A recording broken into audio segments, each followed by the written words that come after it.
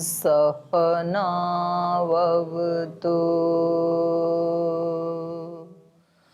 सहनौ भुनक्तु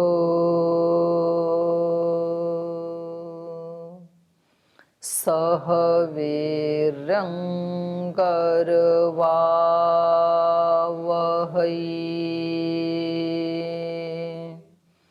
तेजस्विनावधीतमस्तु मा विद्विषावहै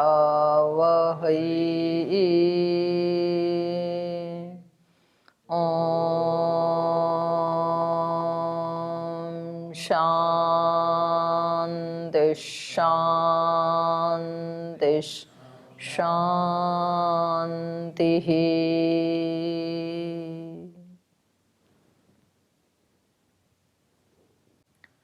न्याय दर्शन के तृतीय अध्याय का द्वितीय अन्निक हम पढ़ रहे हैं और यहाँ प्रसंग ये चल रहा है कि जो ज्ञान गुण है वो ना तो भूतों का है, भूत मतलब शरीर, ना इंद्रियों का है, इंद्रियां क्योंकि भौतिक नहीं है, वैसे इसमें तो भौतिक ही है न्याय दर्शन में तो ना तो भूतों का है, ना इंद्रियों का है और ना ही मन का है। समान प्रतिषेध, मनसस्तु उदाहरण मात्र, मन का क्यों नहीं है वो यहाँ पर इन्होंने बताया है। तो यहाँ पर अगले सूत्र में इन्होंने कहा परिशेषात यथोक्त हेतुपपत्तिश्च, सिद्ध हो गया यहाँ पर मन का भी नहीं है। अथयम सिद्धो उपसंग्रह, तो जो सिद्ध हो गया था उसको फिर उपसंहार के रूप में कह रहे हैं, उपसंग्रह करते हुए पीछे के विषय का। तो कह रहे हैं परिशेष से भी ये आत्मा का ही बचता है, क्योंकि परिशेष किसको कहते हैं? प्रसक्त प्रतिषेधे अन्यत्र प्रसंगा छिष्यमाणे संप्रत्यय, जहां जहां इसका प्रसक्ति हो सकती थी वहां वहां प्रतिषेध होने पर, तो प्रसक्ति कहाँ हो सकती थी? शरीर, इंद्रिय और मन में, तो वहां तो प्रतिषेध हो गया। अन्यत्र अप्रसंग, अन्यत्र कहीं प्रसंग नहीं है कि जहां इसका प्रसक्ति हो सके, तो छिष्यमाणे संप्रत्यय, तो जो शेष बच गए उसी का गुण मान लिया जाता है। तो कहा भूतेन्द्रिय मनसाम प्रतिषेधे द्रव्यांतरम न प्रसज्यते शिष्यते च आत्मा तस्य गुणः ज्ञानम इति ज्ञायते। तो ये पहली बात हो गई परिशेष से यथोक्त हेतु उपपत्तिश्च, और जितने अभी तक हेतु कहे हैं उनकी भी उपपत्ति होने से। कौन से हेतु? दर्शन स्पर्शनाभ्याम एकार्थ ग्रहणम ग्रहणात् इति एवं आदि नाम, वहां से लेकर के आत्म प्रतिपत्ति हेतु नाम, आत्मा की प्रतिपत्ति के जो हेतु दिए हैं उनका अप्रतिषेधात्, उनका अभी तक प्रतिषेध नहीं किया ना पूर्व पक्षी ने, तो वहां से लेकर के यहाँ तक जितने भी हेतु दिए हैं उन सब हेतुओं के कारण परिशेष ज्ञापनार्थ, और परिशेष को ज्ञापित करने के लिए प्रकृत स्थापनादि ज्ञानार्थम च, और ये जो प्रकृत प्रकरण चल रहा है ज्ञान गुण किसका है, इसकी उपस्थापना करने के लिए यथोक्त हेतु उपपत्ति वचनम, जो ऊपर उपपत्ति वचन कहा है वो उसके लिए, इसकी स्थापना करने के लिए। अगला कहा अथवा उपपत्तेश्च हेत्वंतरम एव इदम नित्यम नित्य खलु अयम आत्मा,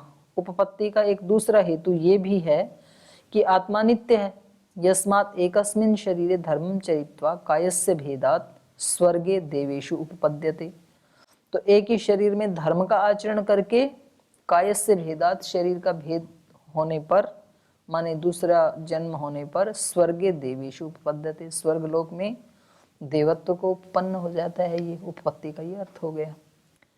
और अधर्मम चरित्वा, अधर्म का आचरण करके देह भेदात, देह का नाश होने पर नरकेशु उपपद्यते, नरक में भी वो चला जाता है, निम्न योनियों में चला जाता है। थी उपपत्ति शरीरांतर प्राप्ति लक्षणा, तो ये जो उपपत्ति है ये क्या है? शरीरांतर प्राप्ति के लक्षण वाली है।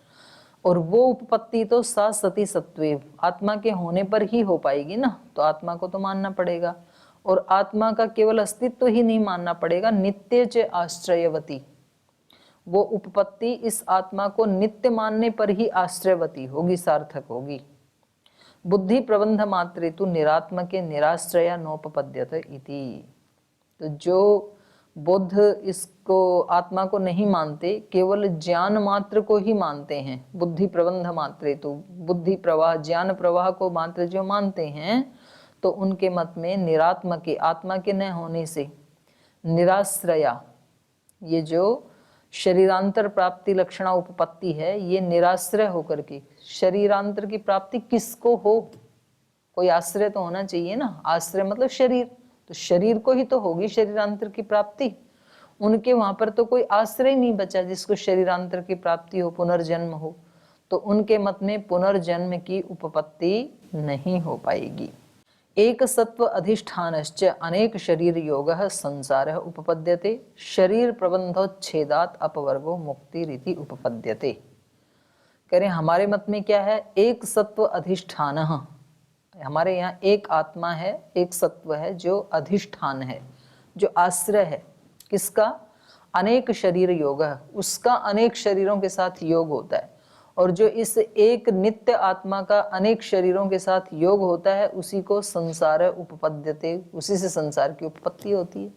सब आत्माओं का अलग अलग शरीरों से योग हो गया, इसी का नाम संसार है। और शरीर प्रबंधोच्छेद, शरीर प्रवाह के का जो उच्छेद हो जाए, माने शरीर दोबारा जन्म ना ले, इसी को क्या कहते हैं, अपवर्ग मुक्ति इति उपपद्यते। तो मुक्ति होगी किसकी, कोई होना तो चाहिए ना जिसकी मुक्ति हो, तो आत्मा मानेंगे तो ही ये संसार अपवर्ग मुक्ति ये शब्द भी तभी सार्थक होंगे जब हम आत्मा का अस्तित्व और आत्मा का नित्यत्व दोनों मानेंगे, और बौद्ध इन दोनों को मानते नहीं है, तो इसलिए उनके मत में ना संसार की उत्पत्ति होगी, ना मोक्ष की उत्पत्ति होगी, मुक्ति की होगी, ना ही पुनर्जन्म की उत्पत्ति होगी। तो ये दोष दिखा दिया उनके उसमें। कहाँ, किसका निर्वाण, किसका कहते किसका होगा, मैं आपसे पूछ रही हूं, यदि आप उस पक्ष को लेके, किसका, कोई तो होना चाहिए ना निर्वाण प्राप्ति के लिए। शरीर तो नष्ट हो गया, जल गया, तो निर्वाण हुआ किसका, तो अप्रत्यक्ष रूप से मानना ही पड़ेगा एक को, या फिर निर्वाण शब्द कह नहीं सकते हैं, वो सत्व को तो मानना पड़ेगा ना, लेकिन उनके सिद्धांत में आत्मा को नहीं मानते हैं। तो वही तो दोष दिखा रहे हैं कि भाई आप निर्वाण पद को भी मान रहे हैं, आप साधना की भी बात कर रहे हैं, और आत्मा को मान नहीं रहे हैं, तो इसीलिए तो खंडन करना पड़ रहा है इनको कि ये दोष आएगा आपके मत में। तो निर्वाण तो शब्द तो कहा उन्होंने, निर्वाण कहो, मुक्ति कहो, मोक्ष कहो, अपवर्ग कहो, एक ही बात है ना, लेकिन वो होगा किसका, सत्व को मानोगे तभी होगा ना, तो ये दोष आ गया। बुद्धि संतति मात्रे तु, वो मानते हैं केवल ज्ञान का एक प्रवाह है, भाई हमें ये ना ज्ञान से हम बरत रहे हैं एक दूसरे के साथ, बाकी आत्मा ऐसा कुछ नहीं है। तो ये कह रहे हैं बुद्धि संतति मात्रे तु, केवल ज्ञान का प्रवाह मात्र मानने पर, तो एक सत्व अनुपपत्ते है, एक सत्व की अनुपपत्ति होने से, एक आत्मा की अनुपपत्ति होने से, न कश्चित दीर्घम अध्वानम संधावती, न कश्चित शरीर प्रबंधात विमुच्यते इति। ना तो कोई दीर्घ अध्वानम संधावती, दूर मार्ग तक दौड़ सकता है, अर्थात ना तो ये संसार चल सकता है, कोई आत्मा लंबे समय तक इस संसार रूपी मार्ग पर दौड़ता रहे, इसका नाम ही तो संसार है, तभी तो संसार टिक पाएगा। पर यदि कोई सत्व है ही नहीं तो शरीर नष्ट होते ही सब कुछ नष्ट, आत्मा यदि बचेगी तो अगला जन्म होगा, फिर शरीरों के साथ वो युक्त होगा, तो ना तो ये यहाँ ये संसार चलेगा। बुद्धि संतति मात्रे तु एक सत्व अनुपपत्ते, एक सत्व की, एक तत्व की, आत्म तत्व की अनुपपत्ति होने से, न कश्चित दीर्घम अध्वानम संधावती, ना तो कोई दीर्घ काल तक संधावती इस संसार में चल सकता है, दौड़ सकता है, न कश्चित शरीर प्रबंधात विमुच्यते इति, और ना ही कोई इस शरीर के प्रवाह से मुक्त हो सकता है। मुक्त होने के लिए भी उसका अस्तित्व तो मानना पड़ेगा जो मुक्त हो गया। इति संसारापवर्गानुपपत्ति रीति, इसलिए उनके मत में संसार और अपवर्ग इन दोनों की अनुपपत्ति होने लगेगी, दोनों की ही सिद्धि नहीं होगी।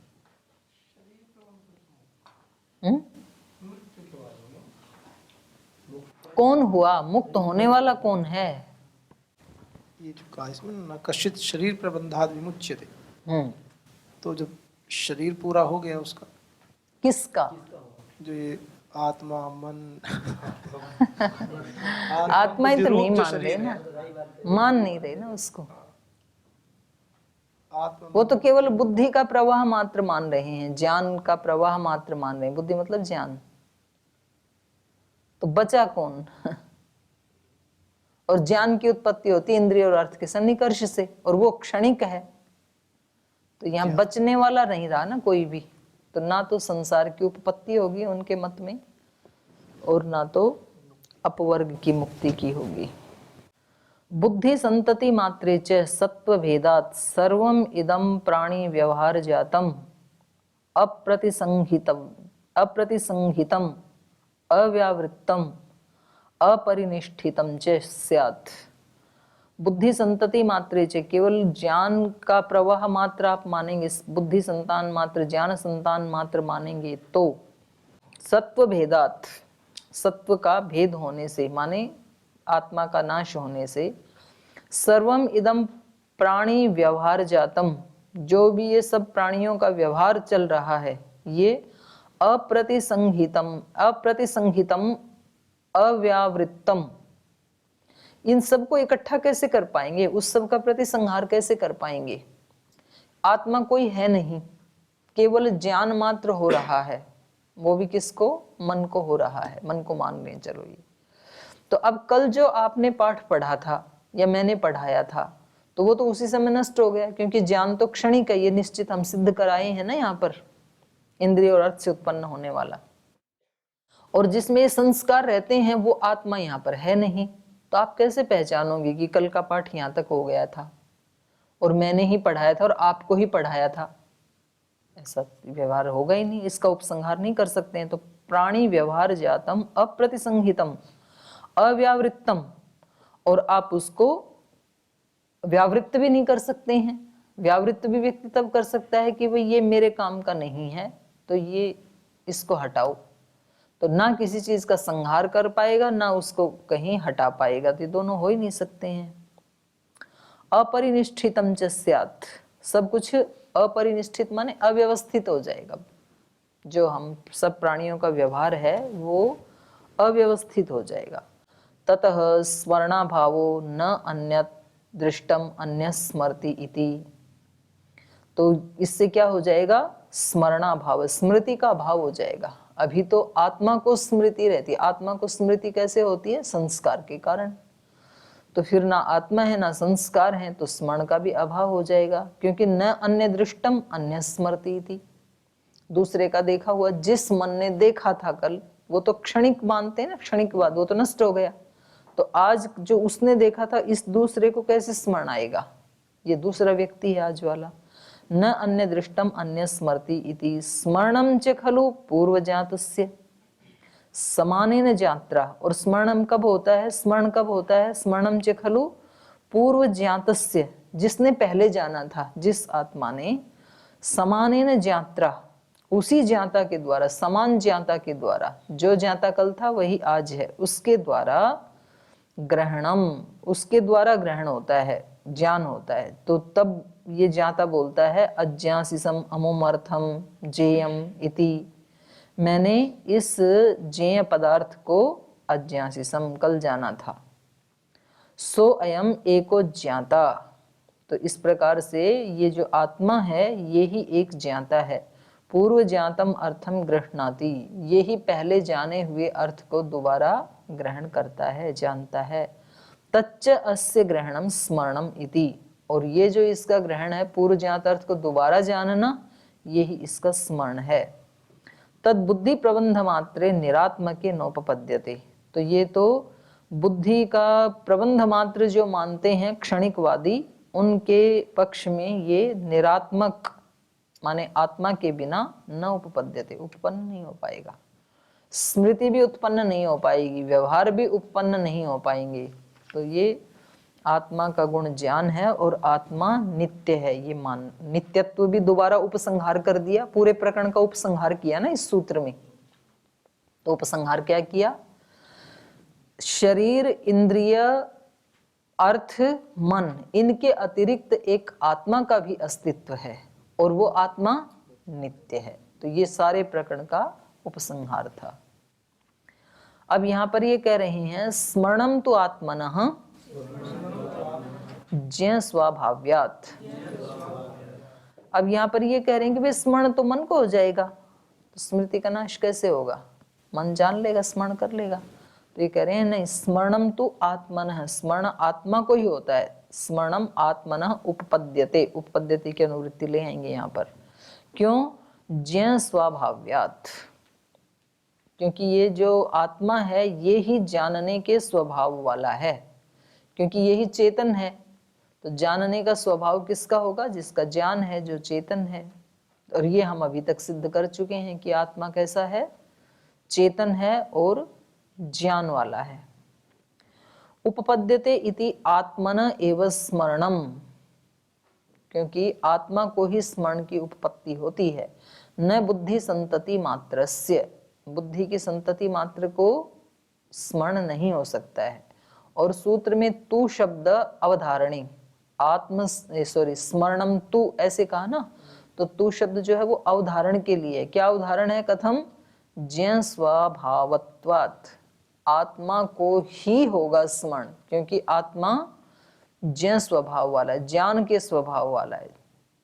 ज्ञ इत्यस्य स्वभावः, ये जो ज्ञान है ये अस्य स्वभाव है, ये इसका स्वभाव है। स्वधर्म, ये इसका अपना धर्म है।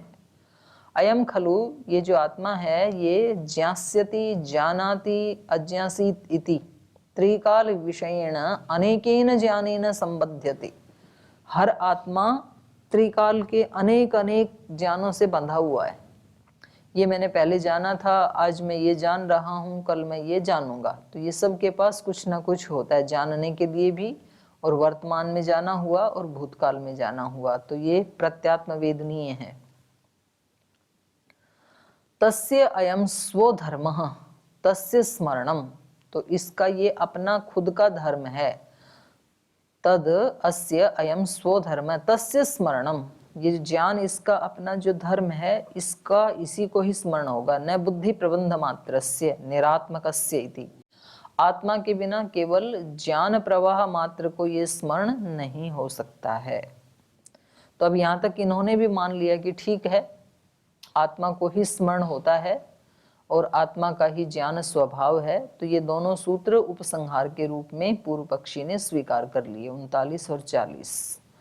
अब ये एक अगली बात कह रहे हैं कि आपने कहा था स्मृति हेतु नाम अयोग पद्यात् युगपत अस्मरणम इति उक्तम, ये आपने कहा था। यही कहा था ना अभी पिछले 33 नंबर सूत्र में कहा था ना, किस उससे पहले, मतलब एक पंक्ति में यहाँ कहा ना, देखो 33 नंबर सूत्र से ऊपर एक पंक्ति आई थी ना कि क्या कारण है भाई ये हेतु होते हुए भी इसको एक साथ नहीं होता है ज्ञान। पृष्ठ 407 पे, कह खलु इदानीम कारण योगपद्य सद्भावे युगपत अस्मरणस्य हेतु इति, मिल गया। तो ऐसा क्या कारण है कि भाई कारण के एक साथ होने पर भी स्मृतियां एक साथ उत्पन्न नहीं होती हैं। कारण एक साथ कैसे उत्पन्न था? यहाँ पर आत्मा में ज्ञान के संस्कार हैं। आत्मा एक बहुत छोटा सा सूक्ष्म तत्व है, तो उसमें तो अनंत अनंत अनंत ज्ञान के संस्कार हैं। उनके साथ जब मन का संयोग होगा तो किसी एक संस्कार के साथ तो संयोग होगा नहीं, अनंत अनंत के साथ ही होगा, क्योंकि वो जगह कितनी छोटी सी है। तो उस जगह में, उस बिंदु के नीचे जितने भी संस्कार पड़े हुए हैं उन सब का एक साथ ज्ञान होना चाहिए ना, मन का संयोग होने से। तो यहाँ पर ये कहा था कि कारण योगपद्य सद्भावे, कारण के युगपत होने पर भी युगपत स्मरण क्यों नहीं होता है? तो यहाँ इन्होंने उत्तर क्या दिया था? प्रणिधान लिंगादि ज्ञानानाम अयुगपत सद्भावात। आगे जो प्रणिधान आदि ज्ञान के जो वो बताए हैं, लिंग बताए हैं, उनके अयुगपत भावात, वो एक साथ नहीं होते हैं, इसलिए अयुगपत स्मरणम, तो उसी को यहाँ आ जाइए, अभी उसी को कह रहे हैं। स्मृति हेतु नाम अयोगपद्यात्, स्मृति के जो हेतु हैं जिनसे हमें स्मृति होती है, उन कारणों की अयोगपद्यात्, एक साथ न होने से, अस्मरणम इति उक्तम, वो स्मरण हमें एक साथ नहीं होते ऐसे आपने कहा था। अथ केभ्य स्मृति उत्पद्यते इति, तो वो कौन से कारण हैं जिनसे कि ये स्मृतियां उत्पन्न होती हैं, तो उसका उत्तर दे रहे हैं। स्मृति खलु प्रणिधान, निबंध, अभ्यास, लिंग लक्षण, सादृश्य, परिग्रह आश्रय, आश्रित, संबंध, आनंतर्य, वियोग, एक कार्य, विरोध, अतिशय, प्राप्ति, व्यवधान, सुख दुख इच्छा, द्वेष, भयार्थी तत्व, भयार्थित्व, क्रिया राग, धर्मा धर्म निमित्तेभ्य। तो इन निमित्तों से, ये 26 निमित्त बताए, इनसे स्मृति उत्पन्न होती है। तो अब एक एक को ले रहे हैं। प्रणिधान क्या है? सुस्मूर्षया मनसो धारणम प्रणिधानम, भाष्यकार अपने आप ही बता रहे हैं एक एक के बारे में। सुस्मूर्षया, स्मरण करने की इच्छा से मन की जो धारणा है, कहीं मन को लगाया जाता है, उसको कहा प्रणिधान। जैसे ईश्वर प्रणिधान शब्द आया ना योग दर्शन में, तो प्रणिधान का मतलब क्या है? ईश्वर को जानने की इच्छा से कहीं एक स्थान विशेष में अपनी धारणा को स्थापित करना, उसको कहेंगे ईश्वर प्रणिधान।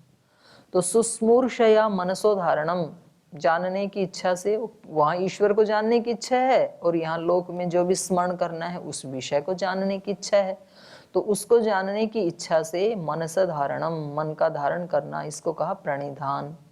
सुस्मूर्षित लिंग चिंतनम च अर्थ स्मृति कारणम, सुस्मूर्षित लिंग चिंतनम माने स्मरण किए जाने वाली जो वस्तु है, सुस्मूर्षित लिंग चिंतनम, उसके किसी एक लिंग का, एक लक्षण का जो चिंतन करेंगे तो पूरी वस्तु का स्मरण आ जाएगा ना। जैसे आपने कभी आम खाया और अब उसकी केवल एक गंध आई, तो गंध क्या है? उसका एक लिंग मात्र, एक अवयव मात्र है।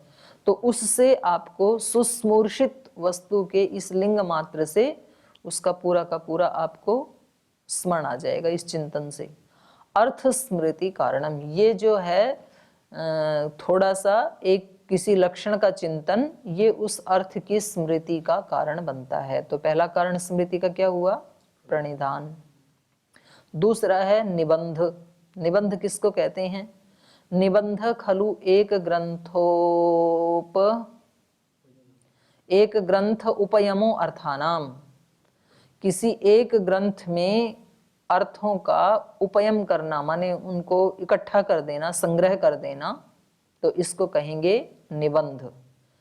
जैसे एक योग दर्शन में सारे अध्यात्म के जो सिद्धांत हैं उनको इकट्ठा कर दिया, तो वो एक निबंध है। जैसे यहाँ सारे प्रमाणों को इकट्ठा कर दिया, हाँ, तो उसका नाम है निबंध। निबंध खलु एक ग्रंथ उपयम अर्थानाम, पदार्थों को, जैसे यहाँ 16 पदार्थों को लाके इकट्ठा कर दिया न्याय दर्शन में, तो इसको कहेंगे निबंध। एक ग्रंथोपयतः, एक ग्रंथ का जो निबंध जो है उससे खलु अर्था अन्योन्य स्मृति हेतवः, तो उसमें एक दूसरे जो पदार्थ हैं उनसे अन्य का स्मरण हो जाता है। जैसे यहाँ पर मैंने जैसे बोला प्रमाण, तो आपको आगे प्रमेय आदि सब ध्यान आ जाएंगे, या मैंने एक बोला प्रमेय बोला मान लो, तो पीछे वाले याद आ जाएंगे। तो एक ग्रंथ में जिनका निबंधन किया गया है, उपसंग्रह किया है, तो उनमें किसी एक के स्मरण से सबका स्मरण आ जाता है, तो ये एक स्मृति का कारण है निबंध भी। आनुपूर्वेण इतरथा व भवन्ति, या तो आनुपूर्वी से स्मरण आएगा या तो आगे पीछे आ जाएगा कि भाई यहाँ 16 पदार्थ थे। धारणा शास्त्र कृतो वा प्रज्ञातेषु वस्तुषु स्मर्तव्यानाम उपनिक्षेपः निबंध इति। धारणा शास्त्र कृतो वा, धारणा शास्त्र से किया गया, अथवा निबंध की ही दूसरी परिभाषा कह रहे हैं, धारणा शास्त्र कृतो वा, धारणा शास्त्र से किया गया, प्रज्ञातेषु वस्तुषु, जो वस्तुएं हमने जान ली हैं उन वस्तुओं में, स्मर्तव्यानाम उपनिक्षेपः, जो स्मरण करने वाले पदार्थ हैं उनका उपनिक्षेप माने उनका आरोप, ये भी निबंध कहलाता है। तो निबंध से स्मृति आती है। जिन शास्त्रों में धारणा के बारे में कहा है, तो धारणा शास्त्र से किया गया जो ज्ञात वस्तुओं में स्मर्तव्य जो विषय हैं उनका निक्षेप करना, उनका आरोप करना, ये भी निबंध है। हाँ हाँ हाँ, ये जो आयुर्वेद के ग्रंथ है ना, उनको धारणा शास्त्र कहते हैं। अभ्यासस्तु समाने विषये ज्ञानानाम अभ्यावृत्ति ही। अभ्यास क्या है? समान विषय में ज्ञानानाम अभ्यावृत्ति। जैसे तो हम रोज ही करते ही हैं, जो हम ये स्मरण करते हैं अष्टाध्यायी धातु पाठ आदि, तो इसमें हम क्या करते हैं, उसी समान विषय में वो जो ज्ञान है कि भाई ये 20 सूत्र हैं, संज्ञा सूत्र हैं, उनका बार बार हम क्या करते हैं, अभ्यावृत्ति। तो वही अभ्यास है। अभ्यास जनितः संस्कारः आत्मगुणों अभ्यास शब्देन उच्यते। अभ्यास से उत्पन्न होने वाला जो संस्कार, वो अभ्यास कर रहे हैं, उससे क्या उत्पन्न हुआ, संस्कार।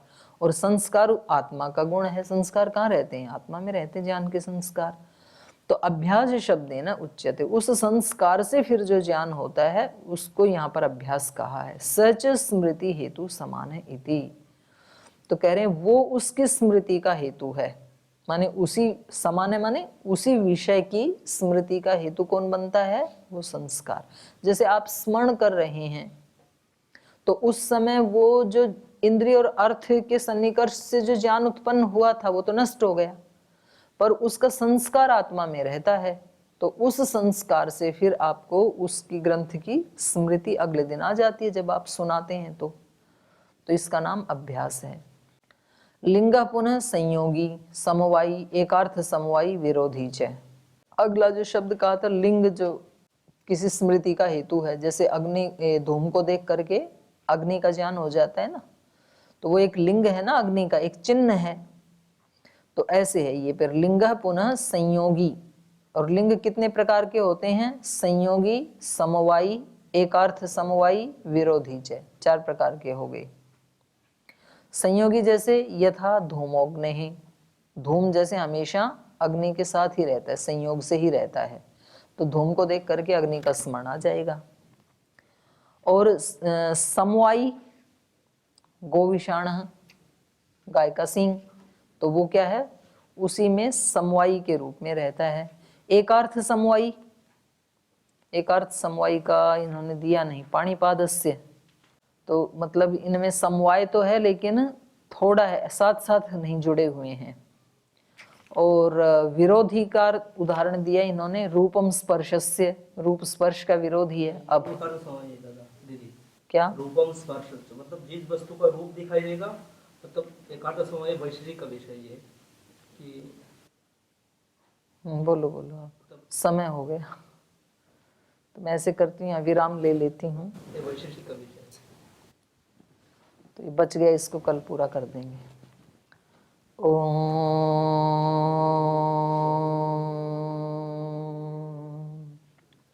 शांति शांति शांति। श्री गुरुभ्यो नमः।